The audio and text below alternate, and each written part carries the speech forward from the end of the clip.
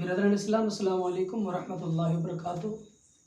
حضرات محترم، آج میں آپ کو فاتحہ کا آسان طریقہ بتانے کی کوشش کرتا ہوں کہ فاتحہ ہم اپنے گھروں کے اندر پڑھتے ہیں۔ پہلے یہ سمجھنا ہوگا کہ فاتحہ ہے کیا چیز۔ فاتحہ اصل کے اندر ایک ایصال ثواب ہے کہ جو ہم اپنے بزرگوں کو، اپنے مرحومین کو بخشتے ہیں، پیش کرتے ہیں۔ ثواب پہنچانے کے بہت سے طریقے ہیں۔ کوئی آدمی کسی مسجد کے اندر کچھ رقم دے کر، پیسے دے کر بھی ایصال ثواب اپنے بزرگوں کے نام سے کر سکتا ہے، اور کئی آدمی ایسے ہوتے ہیں کہ کوئی چیز مدرسے کے اندر دیتے ہیں، کسی غریب کی مدد کرتے ہیں، یا ایک طریقہ یہ ہے کہ اپنی طرف سے کچھ پڑھ کر، کلام پاک کی تلاوت کر کے، نفل نمازیں پڑھ کر کے، یا کوئی بھی چیز پڑھ کر کے مردوں کی روح کو ثواب پہنچانا، اسے ایصال ثواب کہتے ہیں، اور اسی کا دوسرا نام فاتحہ ہے۔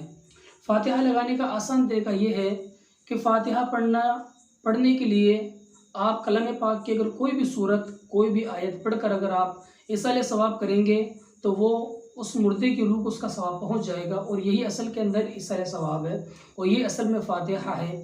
لیکن جو ہمارے عوام کے اندر مشہور ہے، اور اپنے بزرگوں نے، ہمارے بزرگوں نے جو ہمیں طریقہ بتایا ہے، وہ اگر اس طریقے سے اگر فاتحہ پڑھے تو اور بھی بہتر ہے۔ اور وہ طریقہ یہ ہے کہ سب سے پہلے ہم درود پاک پڑھیں۔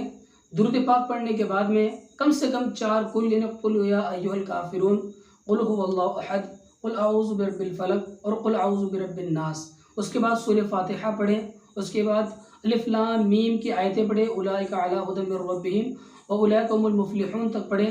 پڑھنے کے بعد میں جو ہمارے بزرگوں نے جگہ جگہ سے کلام پاک کے اندر سے کچھ آیتوں کو چن کر ہمیں بتایا ہے کہ ان آیتوں کو پڑھا جائے، اور ان آیتوں کی بہت ساری فضیلتیں، بہت ساری برکتیں ہیں، تو ان آیتوں کو پڑھیں، جیسے وَإِلَٰهُكُمْ إِلَٰهٌ وَاحِدٌ لَا إِلَٰهَ إِلَّا هُوَ الرَّحْمَٰنُ الرَّحِيمُ، یہ دوسرے پارے کا آیت ہے۔ اس کے بعد میں 8ویں پارے کے اندر ایک آیت ہے، إِنَّ رَحْمَتَ اللَّهِ قَرِيبٌ مِّنَ الْمُحْسِنِينَ۔ اس کے بعد 17ویں پارے کے اندر ایک آیت ہے، وَمَا أَرْسَلْنَاكَ إِلَّا رَحْمَةً لِّلْعَالَمِينَ۔ اس کے بعد 22ویں پارے میں ایک آیت شریفہ ملتی ہے، مَا كَانَ مُحَمَّدٌ أَبَا أَحَدٍ مِّن رِّجَالِكُمْ وَلَٰكِن رَّسُولَ اللَّهِ وَخَاتَمَ النَّبِيِّينَ وَكَانَ اللَّهُ بِكُلِّ شَيْءٍ عَلِيمًا۔ اور پھر 22ویں پارے کے اندر ایک آیت اور ملتی ہے، إِنَّ اللَّهَ وَمَلَائِكَتَهُ يُصَلُّونَ عَلَى النَّبِيِّ يَا أَيُّهَا الَّذِينَ آمَنُوا صَلُّوا عَلَيْهِ وَسَلِّمُوا تَسْلِيمًا۔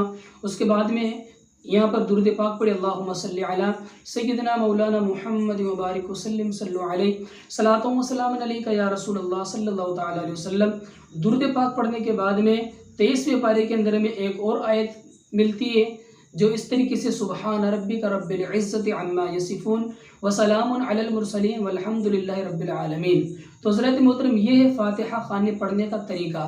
اب آئیے، یہاں تک فاتحہ جو ہے وہ بالکل سیم ہوگی، کیونکہ فاتحہ کئی طرح کی ہوتی ہے۔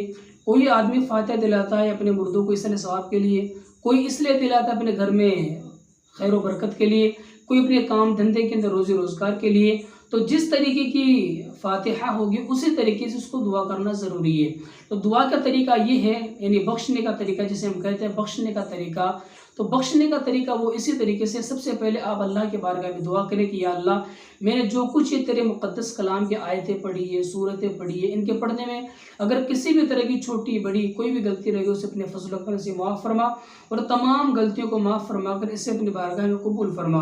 اس کے بعد میں سب سے پہلے تیرے پیارے حبیب جناب حضرت محمد مصطفیٰ صلی اللہ تعالی علیہ وسلم کی روح پاک کو نظر کرتے والا قبول منظور فرما۔